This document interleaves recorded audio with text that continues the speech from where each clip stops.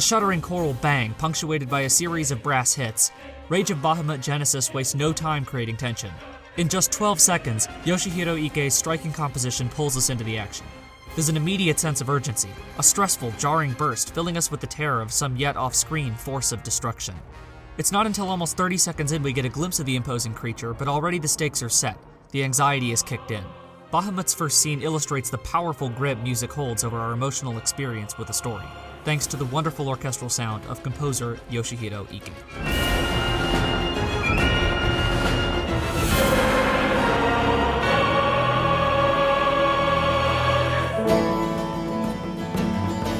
When it comes to music and animation, or any medium for that matter, I often see two lines of thinking, both misguided.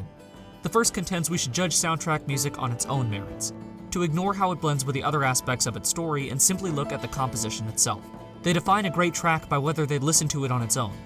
While that may be an apt barometer for setting your morning jog playlist, it fails to capture what a soundtrack really is. The second thought argues music is crafted for the narrative, so we should only look at how it augments what we see on screen. While true, a score is often composed with a particular scene in mind, to reduce it to a mere appendage of the plot is a major disservice to its importance. Music doesn't supplement the story. Music tells the story, much like the visuals or writing. But where these challenge us to actively process the information they present, music often plays a more subconscious but equally visceral role in our experience with the story. Be it through manipulating a leitmotif or the families of instruments used, music holds a profound sway over our interaction with a work when applied effectively.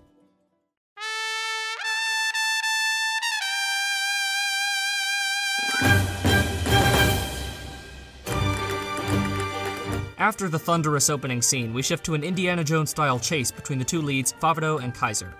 The fight introduces us to their long-held rivalry, Kaiser's honorable style, and Favado's freewheeling spirit even in the face of danger. Before any of that, however, Ike sets the tone with a lively, adventurous piece. The brass open sharply pulls us away from the opening scene's dread, easing the tension significantly. The castanets and trumpets give it a Spanish flair fitting of this swashbuckling sword fight down cobblestone roads across terracotta roofs. Ike's composition here gives us a clear idea of the style Bahamut wishes to attain, a textbook case of creating atmosphere through sound. Importantly, saying the music should tell the story does not mean it should serve as a non-verbal second script to the story. This reminds me of an Every Frame a Painting video about the Marvel Cinematic Universe's lack of a musical identity. Be it an over-reliance on temp tracks, failure to let the music breathe, or simply bland composition, the video demonstrates how Marvel scores tend to leave little lasting impression. They telegraph how the viewer should feel. It's a banal, safe way of drawing an emotional response from the viewer. The music adds nothing the image doesn't already make apparent. That's the problem with a lot of film score. It's background noise. Music should not only guide, but enhance this interplay between the drama unfolding on screen and our emotional response to it. When a soundtrack lands, I can often see the scene it accompanies replaying in my head when I listen to it on its own. A story should be inextricably linked to its music.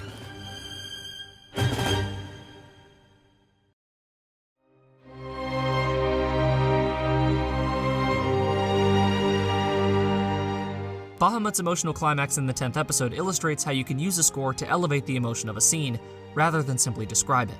The piece leans in with a soft piano and slowly rising strings. As Amida determinedly approaches her mother, knowing full well the danger, the strings grow louder, before ultimately overtaking all other sound.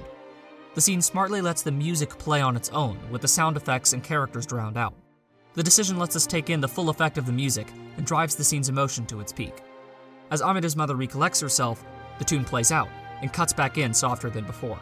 When she breaks the silence by whispering Amida's name, the strings rise again, in tune with Amida's own emotions, before disappearing, along with her mother. Finally, Amida cracks, crying out in grief, the emotional burden too much to handle. As the key to the Dragon Bahamut seal inside her unlocks, the theme of Bahamut drums in.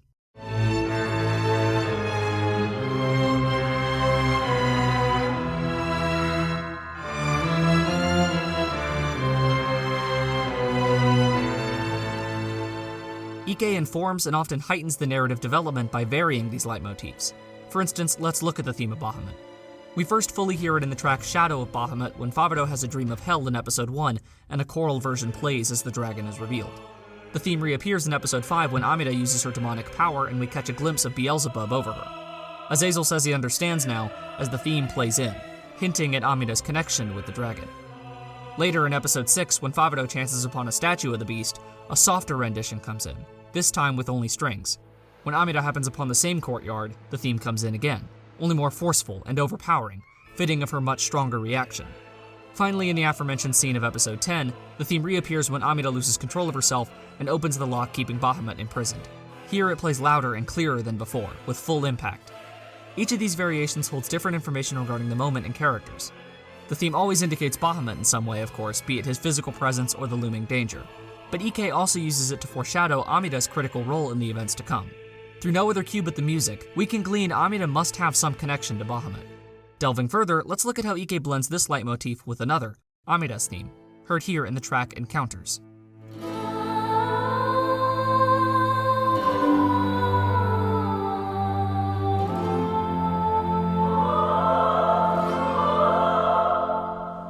The tune takes on many forms, from the more hopeful, longing variety as heard in the track Thinking of Mother,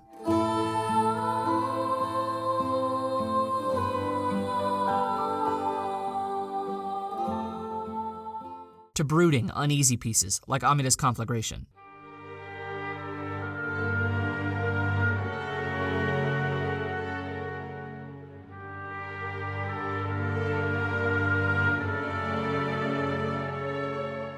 By combining Amida's theme with the theme of Bahamut, Ike reveals critical information about her identity and the direction of the story.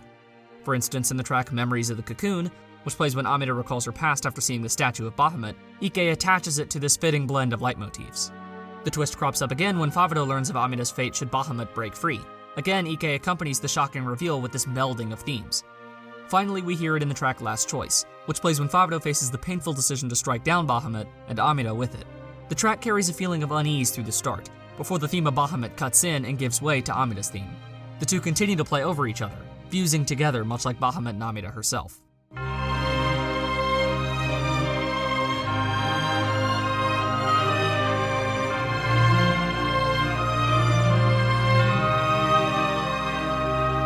Through this exchange of leitmotifs, Ike not only matches the narrative unfolding on screen, but elevates it, gives it meaning. This is the height film score is capable of. Music makes you feel the way you do, but it's not as simple as lighthearted track equals lighthearted scene.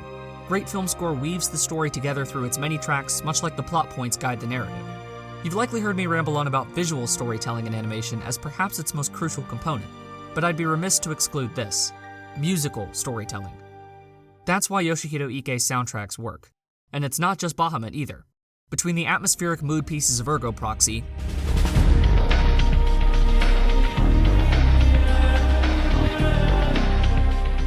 or the enrapturing choral sound in the Project Ito films,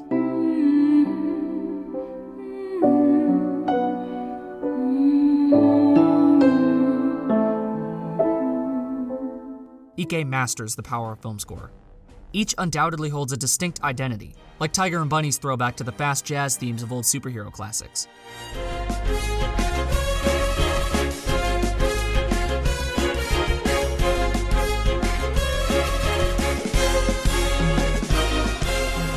They may not have the unforgettable catchiness of your favorite tracks, but they're no less affecting.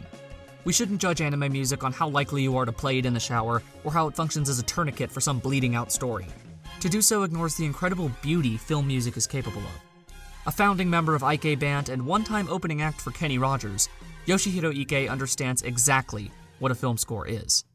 Music to tell a story.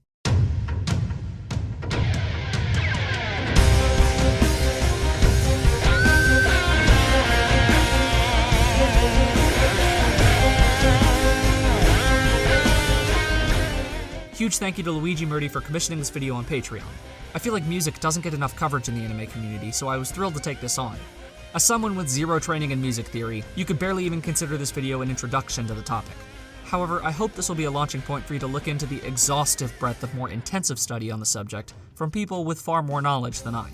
For starters, I strongly encourage you to check out this article on music's importance to story by anime blogger Nachiko Tsuki.